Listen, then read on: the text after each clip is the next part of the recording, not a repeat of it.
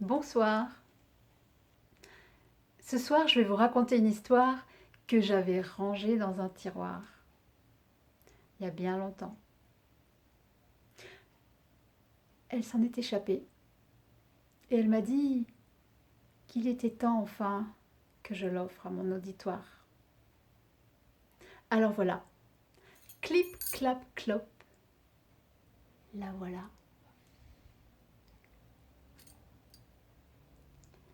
C'est un pays maudit, un pays où il ne fait pas bon vivre. Pourtant, ça n'a pas toujours été le cas.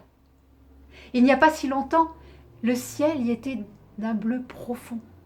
Les champs donnaient à profusion pour les hommes et pour les bêtes.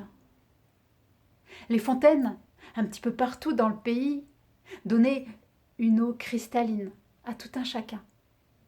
Et les arbres donnaient des fruits en abondance, des fruits délicieux. Le roi était juste et beau. Et sa fille, la princesse, la jolie princesse, était douce et appréciée de tous. Et puis, on ne sait pas exactement quand ça a commencé. On ne sait pas ce qui s'est passé. Mais petit à petit, le ciel s'est voilé. Petit à petit, les champs se sont asséchés. Ils sont devenus infertiles. Plus rien ne poussait. Petit à petit, les fontaines, les unes après les autres, se sont taries. Petit à petit, les arbres n'ont plus donné de fruits. On ne sait pas ce qui s'est passé, on ne sait pas exactement quand ça a commencé, mais le roi est devenu tyrannique. Et la princesse, sa fille, est tombée malade. Des médecins sont venus de partout pour essayer de la soigner, mais aucun n'a trouvé l'origine de son mal. Aucun n'a trouvé un remède qui puisse la soigner. Alors petit à petit, la vie s'enfuit. C'est un pays maudit où il ne fait pas bon vivre. Dans ce pays vivent deux amis très différents. On se demande même comment ils peuvent être amis. Ils ont le même prénom. Alors, on leur a donné des surnoms pour leur faire la différence. Jean Lajoie, il aime la vie, il aime les hommes. Chaque matin, il se lève en rendant grâce au ciel de tous les bienfaits qu'il reçoit tous les jours. Et ne serait-ce que celui de vivre et de respirer. Il est persuadé que l'homme est bon et que la bonté attire la bonté. Jean Lamère, lui, n'aime pas la vie. Il n'aime pas les hommes. Il passe son temps à accuser le monde entier d'être responsable de tous les malheurs qui lui adviennent. Il dit que pour survivre dans ce monde, il faut se battre et ne faire aucune concession à personne. Les deux amis discutent souvent des heures et des heures sans qu'aucun n'arrive à convaincre l'autre de sa vision du monde. Pourtant là, la vie est devenue si difficile dans ce pays qu'ils se sont mis d'accord sur une chose, il faut partir. Il faut aller tenter sa chance ailleurs.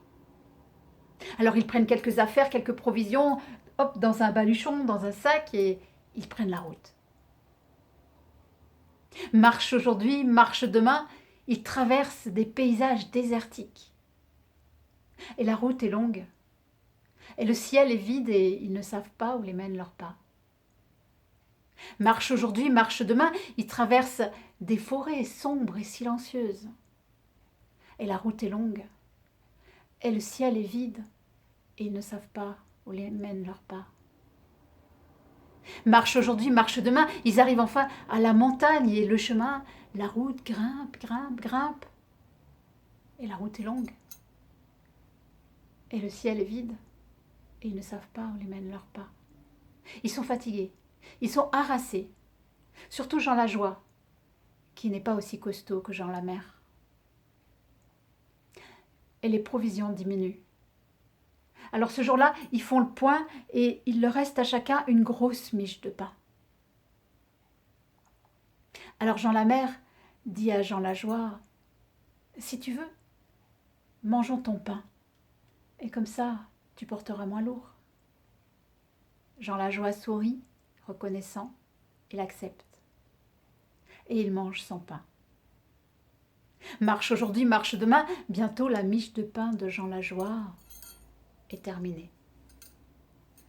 Alors quand il s'arrête pour manger, Jean la Mère prend sa miche de pain et commence à manger son pain. Jean Lajoie tend la main pour avoir sa part. Et Jean la Mère sourit. « Mais que tu es naïf, mon ami. Tu vois, ce pain, je vais en avoir besoin car je ne sais pas si le voyage va être encore long. Alors je le garde pour moi. » Jean Lajoie s'étonne. Il essaye de raisonner son ami. Il supplie d'avoir du pain, il a faim. Jean la Mère ne veut rien entendre. Il continue à manger son pain, mais ne donne rien à Jean Lajoie. Et puis soudain, il a un petit sourire en coin. Il dit « D'accord, je veux bien te donner une bouchée de pain. Mais à condition que tu te laisses crever un œil. » Crever un œil pour une bouchée de pain, Jean Lajoie refuse, bien sûr. Mais ce jour-là, il repart le ventre vide. Et il marche et il grimpe, et il marche et il grimpe, et Jean Lajoie est de plus en plus affaibli. Il est affamé. Il n'arrive plus à avancer. Alors il s'arrête à nouveau. Jean la Mère le regarde. Et Jean Lajoie finit par accepter l'inacceptable. Il se laisse crever un œil pour une bouchée de pain. Et c'est ce qui se passe. Jean Lajoie mange sa bouchée de pain, il essaye de la faire durer le plus longtemps possible, mais bientôt elle est terminée. Alors il tend la main à Jean la Mère, il le supplie de lui en donner encore un peu. Jean la Mère, avec un petit sourire, lui dit « Une deuxième bouchée de pain ?» Alors c'est le deuxième œil.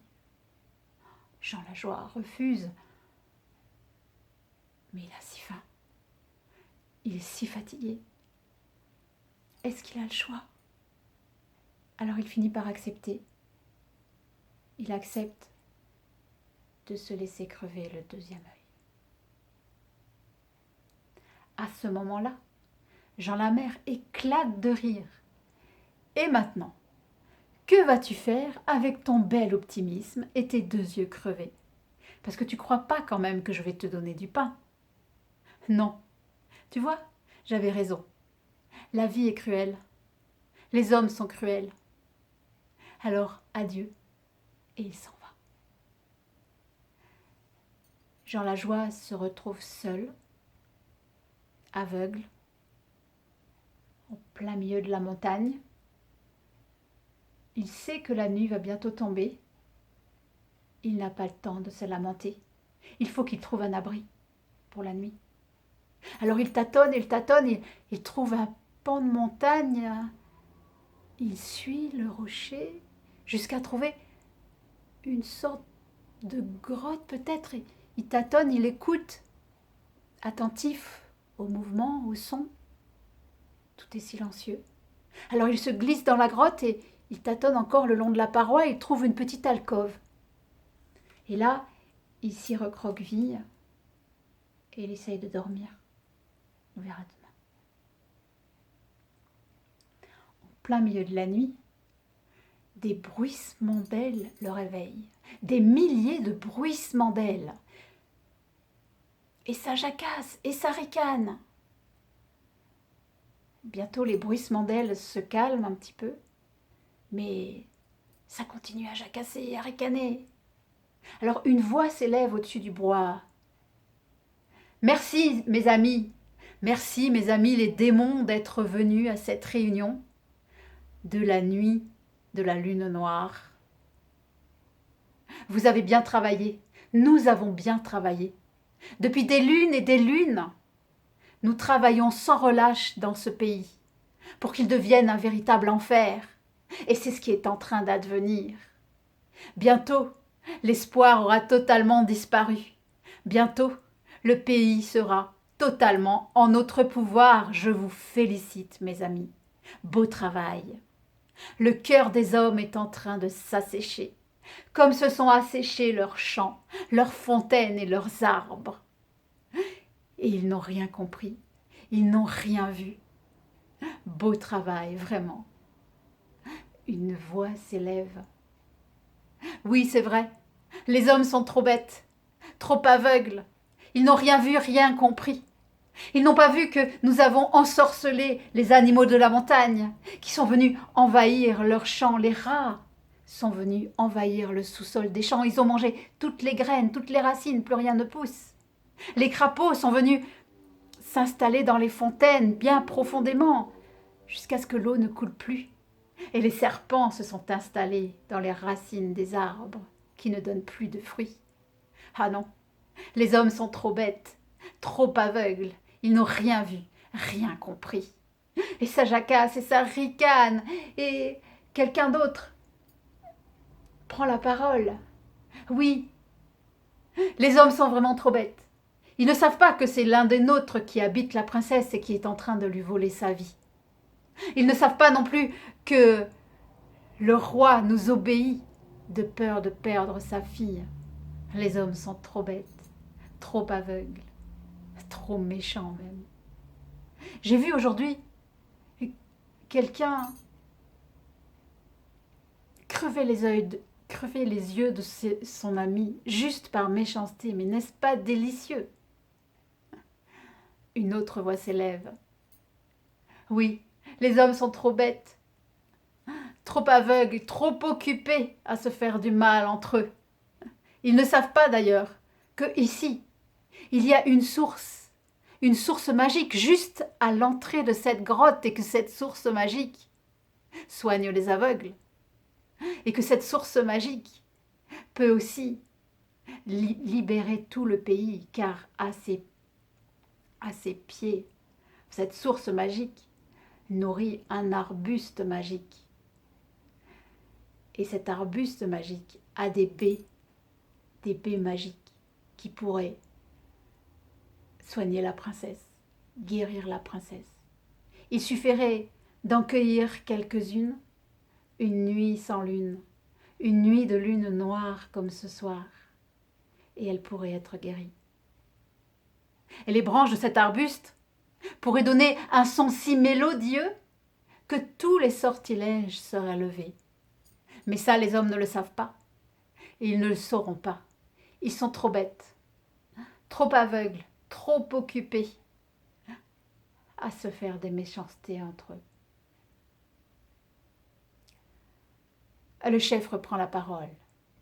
Oui, vous avez raison. Ils sont trop bêtes, trop aveugles. Mais attention, ce secret ne doit pas sortir d'ici. Ils ne doivent pas l'entendre, surtout pas. Sinon, tout notre travail aura servi à rien. Alors je vous en prie, encore un petit effort. Tenez votre langue et continuez à travailler. Nous nous retrouvons à la prochaine nuit sans lune, nuit de lune noire, pour fêter notre victoire. Allez. Et là, le bruissement des ailes à nouveau se fait entendre. Tous les démons sortent de la grotte. Et puis c'est le silence.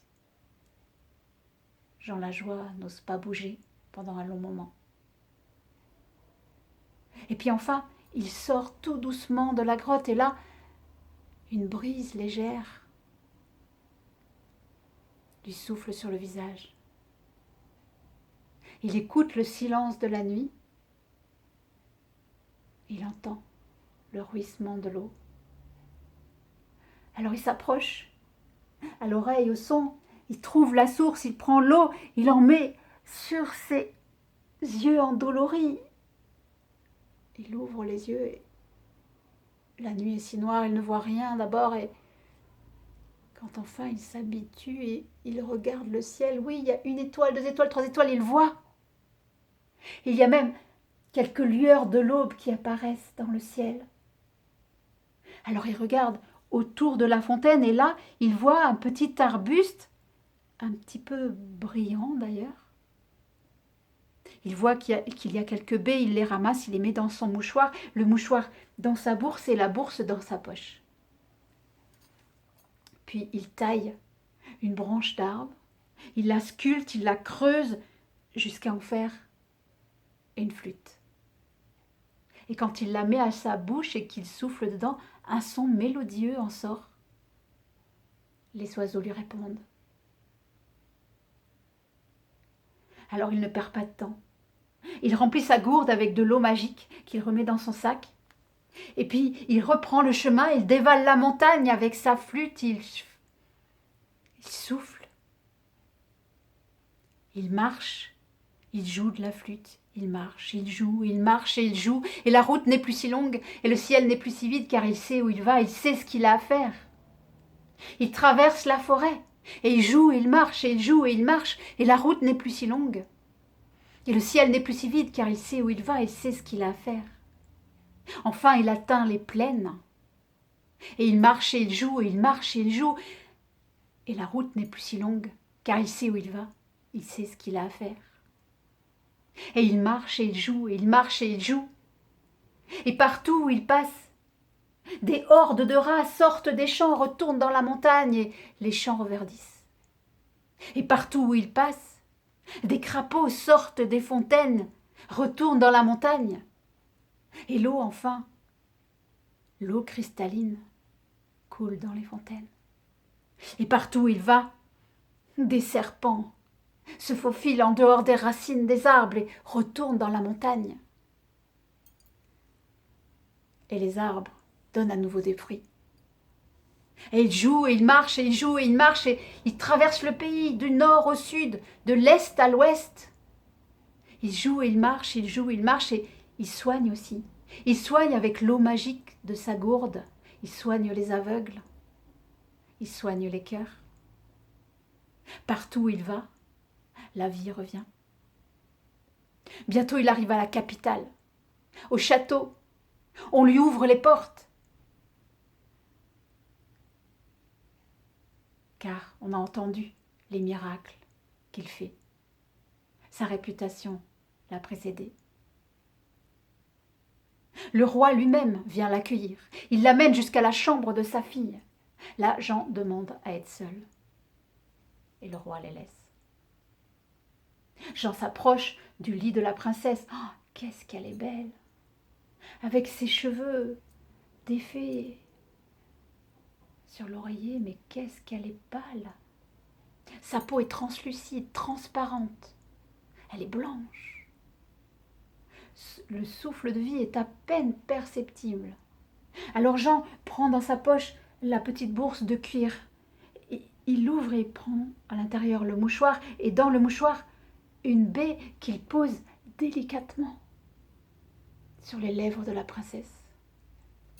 Elle bouge à peine, mais elle la goûte, et un petit peu de rose revient sur ses joues.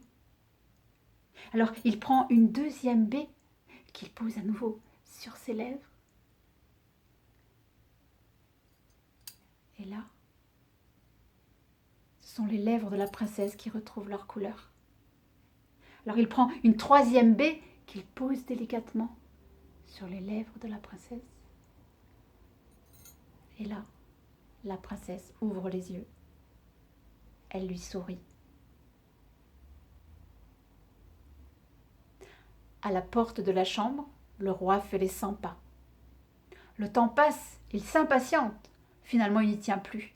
Il ouvre la porte, il entre et il trouve sa fille assise sur le lit, en train de bavarder tranquillement avec Jean Lajoie. Il est si heureux. Il se précipite, il la prend dans ses bras. Il pleure de joie. Il se tourne vers Jean Lajoie et lui dit « Demandez-moi ce que vous voulez. Ce que vous voulez, je vous le donnerai. » Jean Lajoie a un petit sourire timide. Il regarde la princesse. La princesse sourit. Elle regarde son père. Ils sont d'accord. Les noces sont organisées. Pendant 7 jours et 7 nuits, une grande fête dans toute la capitale, dans tout le pays, pour fêter le mariage de Jean Lajoie et de la princesse. Et pour fêter la renaissance du pays. Alors que la fête bat son plein, un petit groupe de mendiants arrive. Le prince se lève pour les accueillir et pour les servir. Et quelle n'est pas sa surprise quand il reconnaît au milieu du groupe son ancien ami, Jean la Mère. Alors il l'accueille avec joie, il veut le prendre dans ses bras, lui donner les meilleurs mets. Mais d'abord, Jean la Mère ne comprend pas, il ne le reconnaît pas. Qui est ce prince et qu'est-ce qu'il me veut? Et puis quand enfin il le reconnaît, il ouvre des yeux comme ça et « Mais qu'est-ce que tu fais là? Qu'est-ce que tu fais là? Je t'ai laissé dans la montagne, à moitié mort, aveugle. Qu'est-ce que tu fais là ?» Et Jean Lajoie lui raconte tout dans les détails. Jean la Mère écoute attentivement tout. Et Jean Lajoie est si heureux, il veut offrir à son ami des présents, des vêtements, les meilleurs plats. Mais Jean la Mère ne veut rien. Il a à peine mangé, il repart. Il reprend le chemin. Il traverse les plaines, il traverse les forêts. Il grimpe dans la montagne, il trouve la grotte. Et là, il s'installe. Ce soir est une nuit de lune noire. Il veut sa chance aussi. Alors il attend. En plein milieu de la nuit,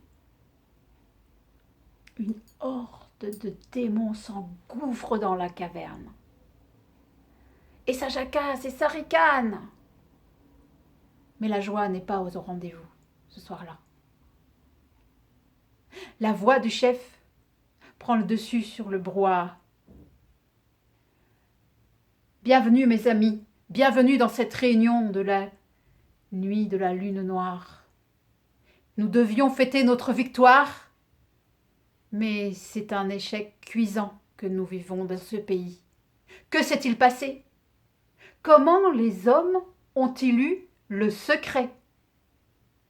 Comment cela a-t-il pu avoir lieu? Et maintenant, ils se sont libérés. Une voix s'élève quelque part. Peut-être que quelqu'un a entendu notre dernière réunion. Oui, dit le chef, tu dois avoir raison. Il regarde les parois autour. Ces murs ont des oreilles. Nous n'avons plus rien à faire ici. Partons. Partons de ce pays. Et que derrière nous, cette grotte s'écroule. Et c'est ce qu'ils font. Les démons s'envolent, sortent de la grotte. Et alors que le dernier sort, la grotte s'écroule sur elle-même.